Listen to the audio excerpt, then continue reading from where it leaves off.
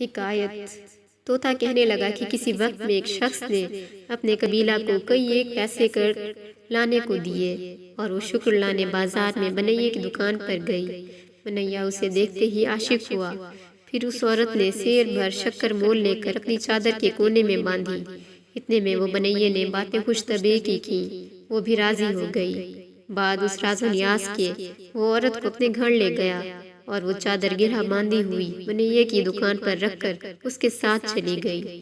تب اس بنیے کی عورت نے اپنی چالاکی سے اتنے عرصہ میں جھٹ پٹ شکر اس کی چادر کے کونے سے کھول لی اور اتنی ریت اس کی جگہ باندھ دی۔ اتنے میں وہ رنڈی اس کے مکان سے نکلی اور جھٹ پٹ چادر اٹھا اپنے گھر کی طرف راہی ہوئی اور اپنے خاوند کے آگے بے دھڑک چلی گئی اور وہ پوٹلی اس کے آگے دھر دی۔ اس نے گرہ کھول کر جو دیکھا تو شکر کے بدلے ریت نظر آئی۔ حیران ہوا اور کہنے لگا کہ یہ کیا مسخرہ پن ہے جو تو مجھ سے کرتی ہے؟ میں نے شکر کو بھیجا تھا، تو ریت لائی۔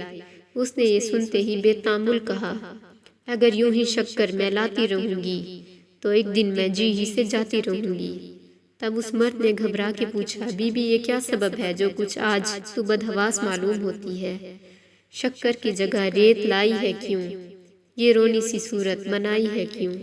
تب اس نے مسکرا کر کہا، اجی کیا کہوں، جس وقت میں گھر سے باہر نکلی اس وقت میرے پیچھے ایک بیل ڈکارتا ہوا دوڑا، اس کے ڈر سے میں بھاگی، اسی صدمے سے میں گری، پیسے بھی زمین پر گر پڑے، لوگوں کی شرم سے ڈھونڈ نہ سکی، یہ ریت اٹھا کر لے آئی ہوں، پیسے اس میں ہوں گے، تم نکال لو، میں نہایت تھکی ماندی ہوں، کہو تو قدرے سو رہوں۔ یہ بات سنتے ہی اس کے خاوند نے کہا، اگر پیسے گر پڑے تھے تو تم ریت کیوں اٹھا لائیں؟ حاصل کلام عورت نے ایسا بے تامل اپنے خاوند کو جواب دیا کہ متعلق اس پر خفا نہ ہوا۔ طوطے نے جب تک یہ کہانی تمام کی خجستہ سے کہا، یہ کون سی بڑی بات ہے، تو اس سے بھی زیادہ کر سکتی ہے، کچھ خطرہ نہیں، بی بی اب شتاب جا اور اپنے معشوق سے مل، اگر وہ تجھ پر غصہ کرے گا تو البتہ اس وقت تجھے جواب معقول سوجھے گا۔ طوطے کی اس شیریں سخن سے خجستہ کی تسلی ہوئی۔